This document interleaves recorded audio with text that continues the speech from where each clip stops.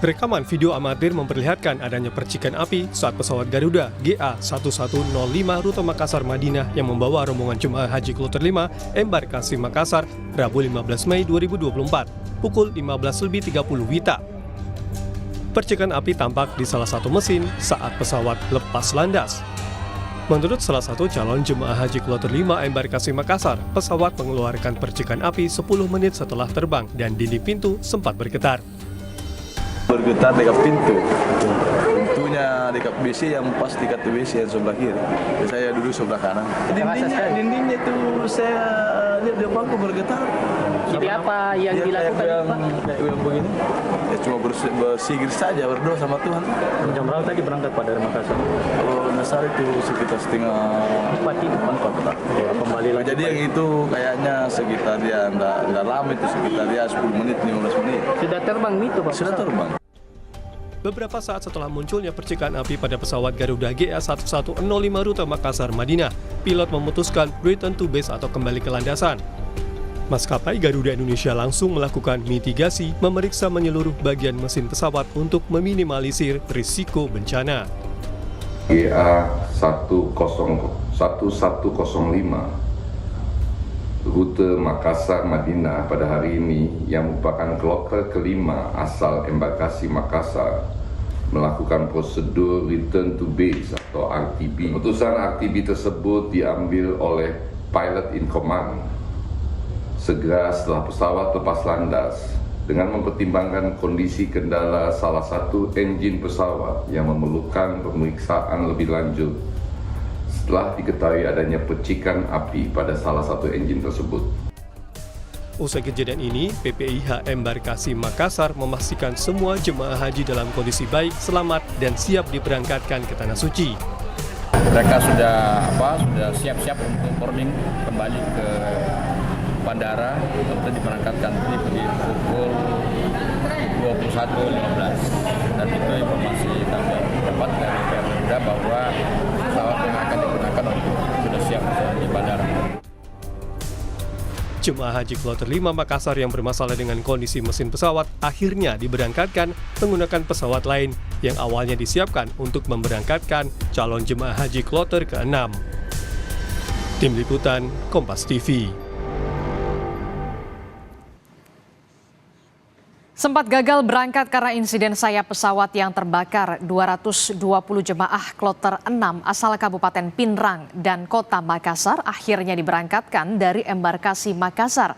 Sebelumnya, saudara, mereka ini gagal berangkat pada Rabu malam karena pesawat kloter 6 digunakan jemaah kloter 5. Kepala Bidang Penyelenggaraan Haji dan Umroh Kanwil Kementerian Agama Provinsi Sulawesi Selatan, Iqbal Ismail membenarkan batalnya pemberangkatan kloter 5 berdampak terhadap jadwal pemberangkatan kloter 6 dan 8 hingga 10 karena pesawat kloter 6 digunakan kloter 5, sehingga kloter selanjutnya ini menunggu kedatangan pesawat lainnya.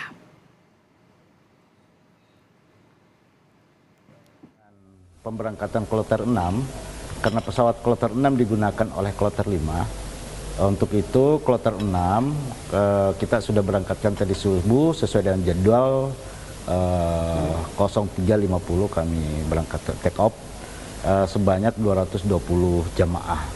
Nantinya sisa dari kloter 6 230 jamaah akan kita berangkatkan di hari ini jam 21.00. Kementerian Agama telah melayangkan teguran keras atas insiden percikan api di pesawat jemaah calon haji asal Makassar. Lebih lengkap kami akan membahasnya di sore hari ini bersama dengan juru bicara Kementerian Agama Ana Hasbi melalui sambungan telepon dan juga pengamat penerbangan Alvin Lee. Selamat petang Bu Ana dan juga selamat petang Pak Alvin. Selamat petang. Saya ke Bu Ana dulu. Bu Ana, selamat petang. Assalamualaikum Bu Ana. Waalaikumsalam warahmatullahi wabarakatuh. Baik Bu Ana, ini kan kalau kita lihat ada 220 jemaah haji yang kemudian sempat gagal berangkat ya. Dan hari ini bagaimana kondisi mereka? Apakah sudah tiba di Madinah? Bagaimana kondisi mereka, Bu Ana?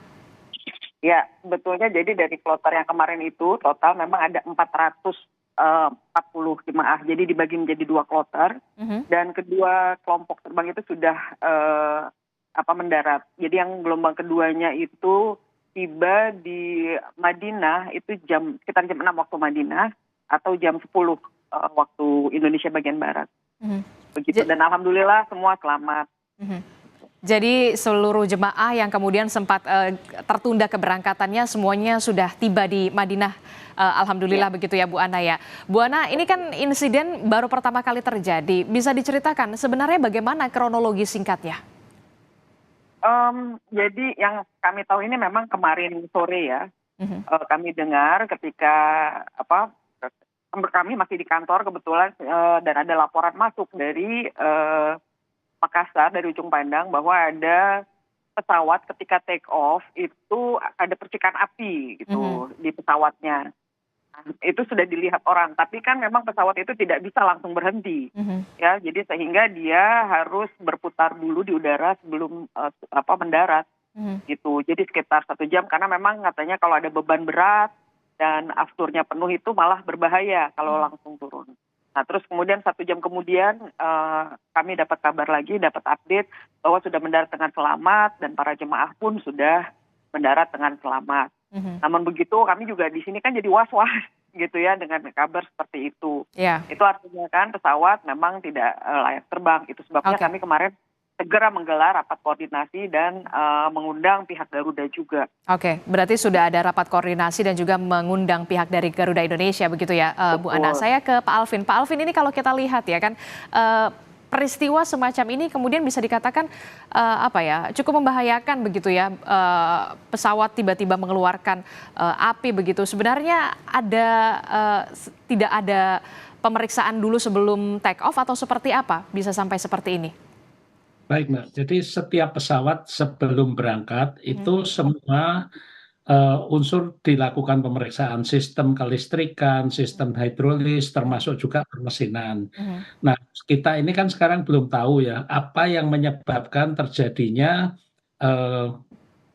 terbentuknya api di mesin itu, bisa terbakar. Apakah itu karena kerusakan pada mesin atau apakah terjadi ada burung yang masuk misalnya, itu juga bisa menyebabkan masuk ke mesin, bisa menyebabkan terjadinya Percikan hal api. seperti itu. Nah, apa yang bisa dilakukan adalah pertama tentunya kemarin yang dilakukan sudah benar.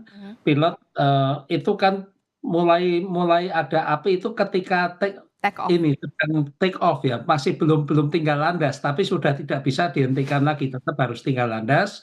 Dan sambil mengurangi beban bahan bakarnya kembali mendarat, dan alhamdulillah semuanya selamat, tidak ada korban, tidak ada yang cedera.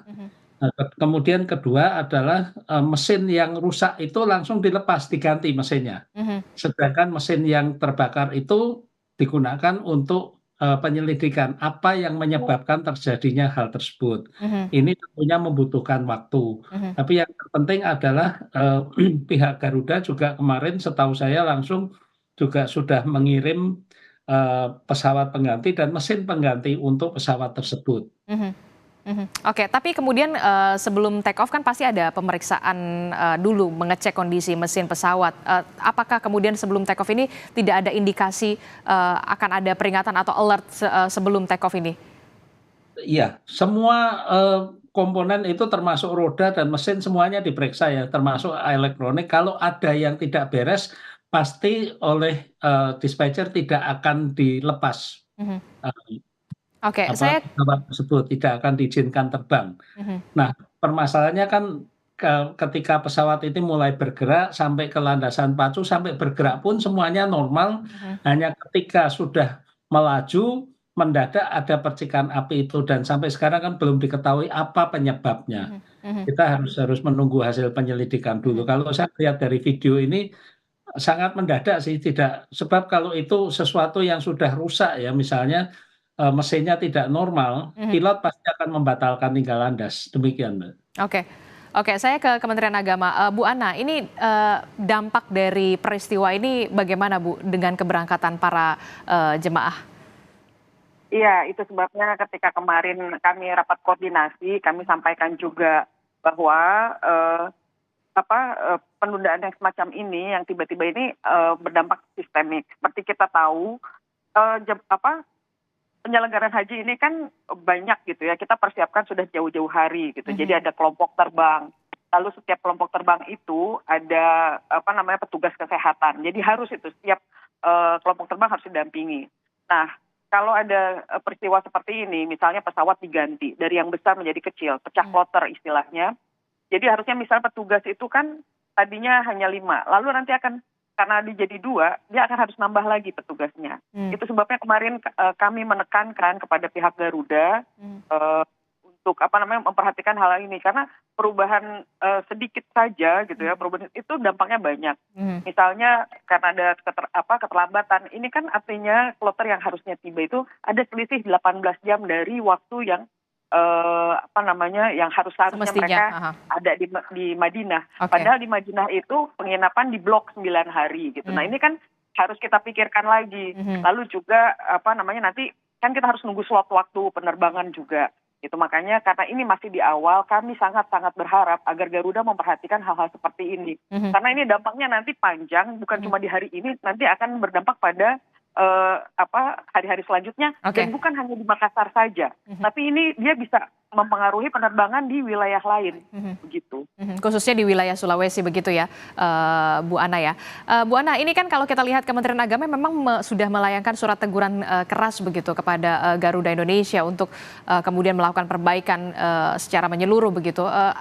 Sudah ada responkah dari Garuda sejauh ini? Kemarin memang maksudnya respon mereka memahami gitu ya. Kami bilang keberatan, ya mereka memahami keberatan kami ya. Nanti kami akan ada rapat-rapat selanjutnya gitu. Jadi ya ketika kami berterima kasih ya, mengapresiasi, karena ketika kami telepon, ketika kami hubungi memang langsung diterima gitu. Dan ini memang yang kami harapkan. Karena kan sebetulnya dari dulu ini yang namanya penyelenggaraan haji ini adalah penyelenggaraan bersama ya, bukan cuma Kementerian Agama. Itu semua mitra-mitra kita. Dan ini menjadi cermin wajah Indonesia juga nanti di luar gitu. Jadi makanya kami berharap sekali gitu ada respon positif dari pihak Garuda. Oke, saya ke Pak Alvin. Pak Alvin, ini kan kalau kita tadi mendengar dari pernyataan Bu Ana, akan ada efek-efeknya bahkan berdampak pada jadwal penerbangan begitu ya ke wilayah lainnya begitu. Nah, apa yang perlu diantisipasi oleh Garuda agar peristiwa semacam ini tidak terulang kembali?